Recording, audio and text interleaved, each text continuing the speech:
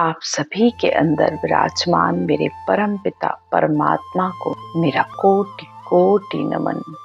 आज की ज्ञान की चर्चा में सद्गुरुदेव कहते हैं कि संसार में मनुष्य 3 तरीके से पेट भरता है।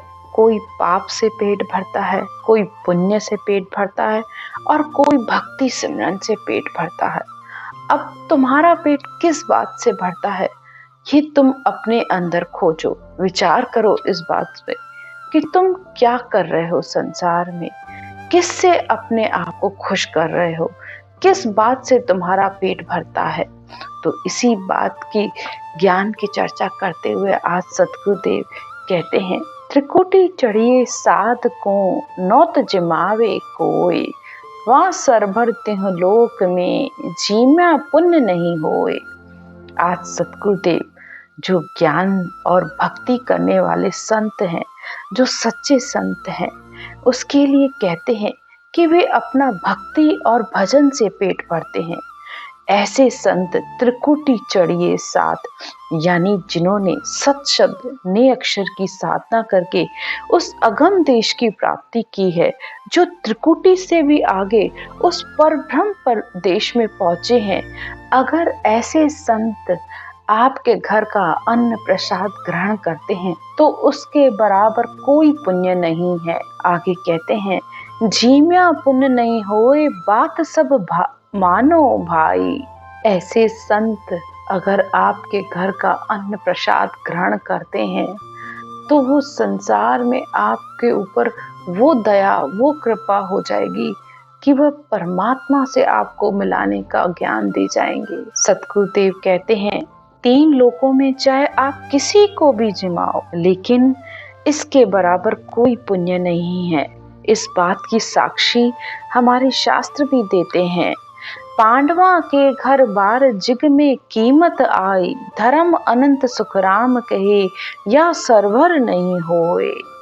पांडवों ने जब यज्ञ किया था, अनेकों ही हजारों लाखों ऋषियों को भोजन करवाने के बाद भी उनका शंख नहीं बचा।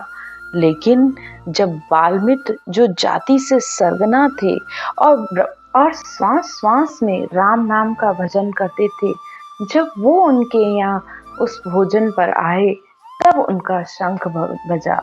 तो इस प्रकार संसार में अनेक धर्म है, लेकिन संतों के घर, आपके घर अगर आगमन होता है, अगर वे आपके घर का प्रसाद ग्रहण करते हैं तो इसके बराबर कोई दूसरा धर्म, कोई पुण्य नहीं है। अगर ऐसे संतों को कोई कहता है कि वो पेट भरने का काम करते हैं तो ऐसे मनुष्य बिल्कुल बेसमझ है, ना समझ है, कोई बात ही नहीं है।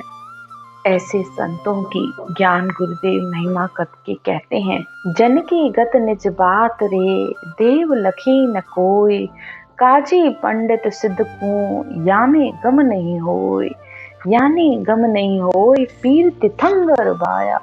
सद्गुरुदेव कहते हैं, जो संत सत्स्वरूप आनंद पद की भक्ति करने वाले हैं, ऐसे जनों की गति को तो देवता भी नहीं जानते। तो संसार के जो बड़े ज्ञानी हैं, बुद्धिमान लोग हैं, वो इस बात को कैसे समझ सकते हैं। हमारे शास्त्र भी इस बात की साक्षी देते हैं कि अवतारों को भी गुरु करना पड़ा है।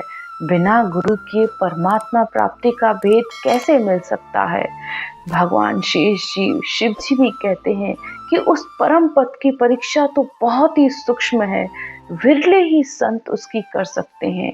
ज्ञान ध्यान विवेक अकल बुद्धि देवे गुरुदेव। संसार में ज्ञान ध्यान विवेक अक्ल बुद्धि सब संतों से ही मिलती है। और ऐसे पहुंचे हुए संतों को अगर कोई कहता है कि वे सिर्फ पेट भरने का काम करते हैं तो ये तो सिर्फ मूर्खता भरी बात है। आपने जब तक उनका ज्ञान नहीं धारण करोगे, उस ज्ञान को समझोगे नहीं, तो आप कैसे उस परमात्मा से मिलोगे। आगे सद्गुरुदेव समझाते हुए कहते हैं कि संसार में कोई पाप से पेट भरता है और कोई परमात्मा की भक्ति कर पुण्य से पेट भरता है। संसार में सच्चे संत ज्ञान देकर मनुष्य को देवता तक बना देते हैं, परब्रह्म परमात्मा के निज नाम की भक्ति करवाते हैं। और ऐसे निज नाम की भक्ति करने पर ही आत्मा के सारे भरम मिटते हैं। उसका अखंड निरवध भजन होता है और आत्मा गढ़ पर चढ़कर उस अखंड धुन को हर समय सुनती रहती है।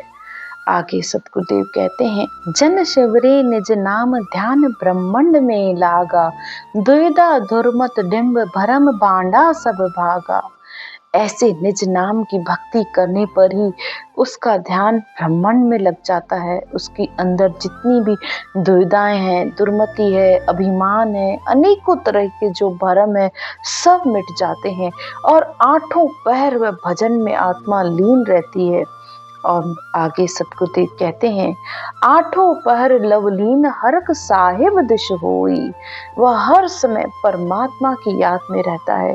एको ब्रह्म विचार ज्ञान निर्मल दे सोई। बस एक ही विचार होता है, उस परमात्मा की प्राप्ति का, उस ब्रह्म का विचार। ऐसा ज्ञान, निर्मल ज्ञान, शुद्ध ज्ञान मिलने पर ही आत्मा को परमात्मा की प्राप्ति होती है। ऐसे संत के मत को पेट नाथ कहे कोय, सो नर तो सुखराम कहे नरक ग्रामी होय। अगर ऐसे संतों को कोई कहता है कि वे पेट भरने का काम करते हैं, तो महाराज कहते हैं कि उनको निश्चित ही नरक की प्राप्ति होती है। आगे सतगुरुदेव उदाहरण देकर कहते हैं, पातशाह सुन भूप तहाँ कोई छिंदर गावे, ताके सिर सुन मार पड़त छेड़ो नहीं आवे। सतगुरुदेव उदाहरण देकर समझाते हैं, जिस प्रकार राजा की अगर कोई निंदा करता है तो फिर उसकी सजा उसे भुगतनी ही पड़ती है। इसी तरह यूं जन की नर बात रे, निरसी कहे को जाए, ऊ दरगे सुखराम कहे मार बहुत विध खाए। तो इसी तरह संसार में अगर पहुंचे हुए सच्चे संतों की कोई झूठी निंदा करता है तो उसको नरकों का दुख भोगना ही पड़ता है। जिस प्रकार संसार में अगर कोई बड़े पदवे पर है, प्रधानमंत्री के ओहदे पर है या कहीं किसी बड़ी पोस्ट पर है, अगर आप उसकी बुराई करते हो, उसके बारे में गलत सलत कहते हो, तो उसकी सजा आपको भुगतनी ही पड़ती है। तो इसी तरह ही संत परमात्मा को सबसे प्यारे होते हैं।